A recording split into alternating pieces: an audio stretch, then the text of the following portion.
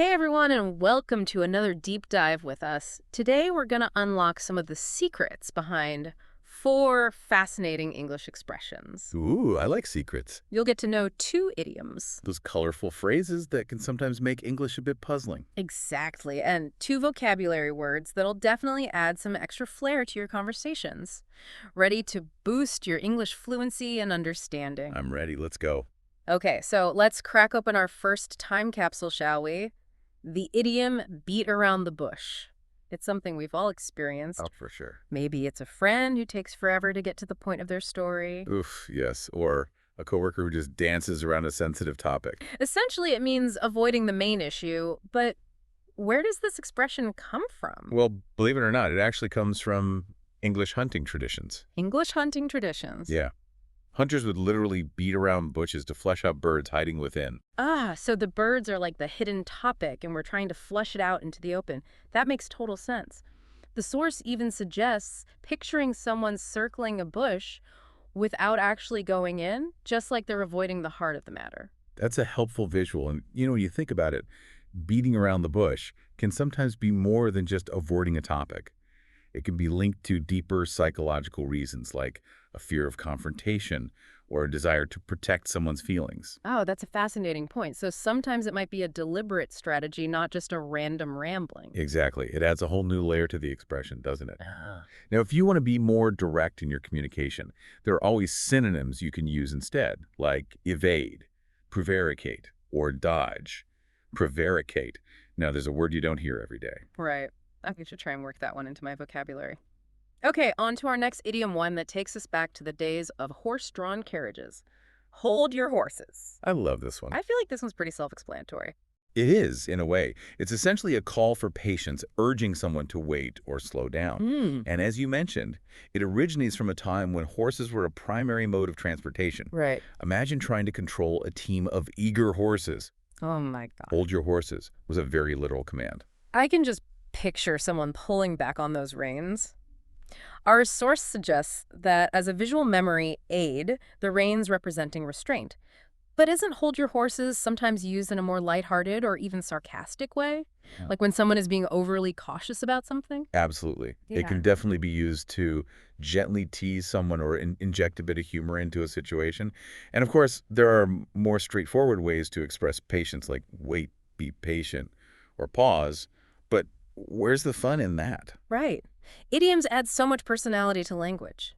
Which brings us to our first vocabulary word, petrichor. You know that incredibly fresh, earthy scent that fills the air after a rain shower, especially on dry ground? That's petrichor. I love that smell. It's almost like a feeling of renewal, isn't it? It really is. And the origin of the word is just as interesting as the scent itself. It was coined in the 1960s by 2 Australian scientists Really? and comes from the Greek words petra, meaning stone, and ichor, which, in Greek mythology, was the fluid that flowed in the veins of the gods. So it's like the essence of life being released from the earth after a rain shower. I love that. And the source even suggests a memory trick. Picturing a rain-soaked rock representing Petra, releasing the ichor or lifeblood into the air. It's a beautiful image, isn't it? Uh-huh.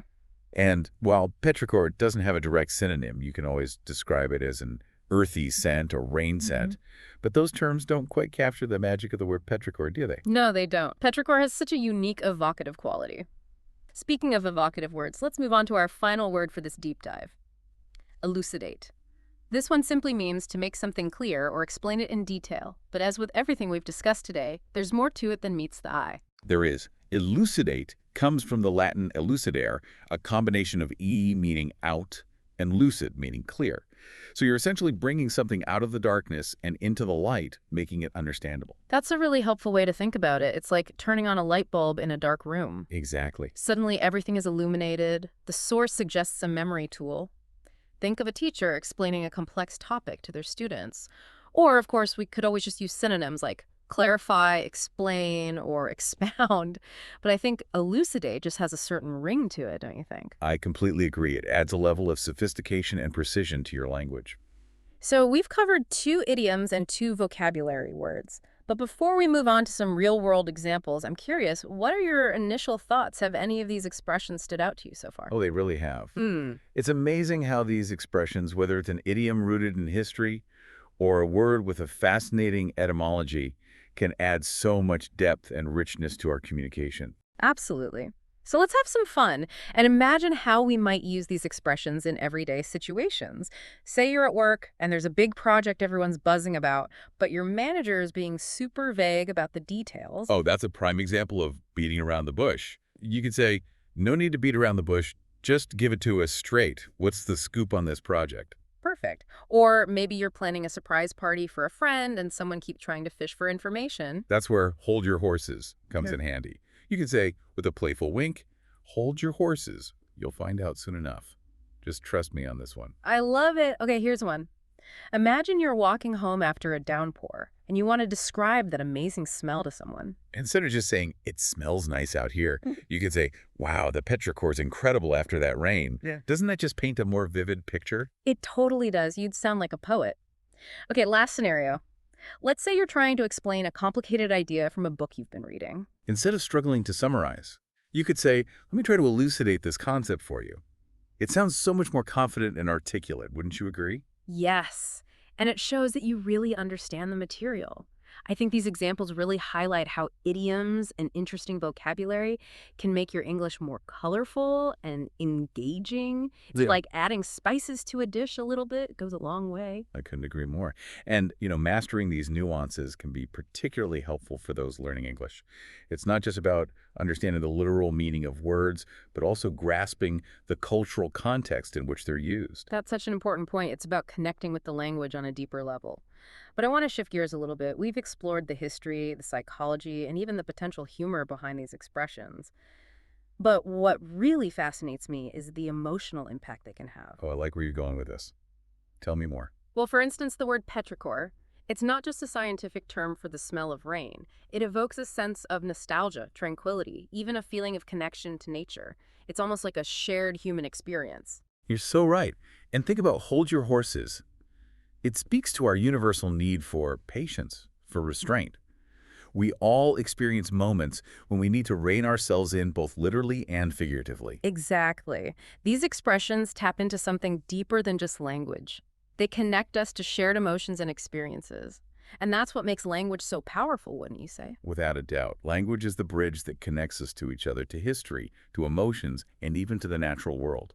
So as we wrap up this part of our deep dive, I want to pose a question to you, dear listener. What's resonating with you most? Which of these expressions has sparked your curiosity or triggered a memory? Yeah, it's amazing how a simple word or phrase can unlock so many layers of meaning and even evoke such strong emotions. Definitely. I feel like we've barely scratched the surface. We've certainly explored some fascinating facets of these expressions, but you're right, there's always more to uncover. Language is like a constantly evolving tapestry, Mhm. and each thread holds a story. And that's what makes it so exciting to learn and explore, right? It's like a never-ending adventure. Exactly. Every conversation, every book you read, every movie you watch, it's all an opportunity to encounter new expressions and deepen your understanding of the language. So as we reach the end of our deep dive, I want to leave you with a thought to ponder. Think about how many times you've heard these expressions: beat around the bush, hold your horses, petrichor, elucidate, without really considering their origins or the subtle nuances they carry. Yeah, for sure. Now that you're armed with this knowledge, I encourage you to listen for these words and phrases in your daily life. You'll be amazed how often they pop up, Yeah. and you'll have a whole new appreciation for their richness and complexity. It's like you've been given a secret decoder ring for the English language. Precisely. And who knows, maybe you'll even find yourself using them more confidently in your own conversations.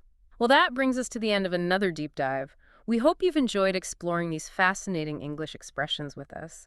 And remember, the journey of language learning is an ongoing one. So keep exploring, keep asking questions, and most importantly, keep having fun with it.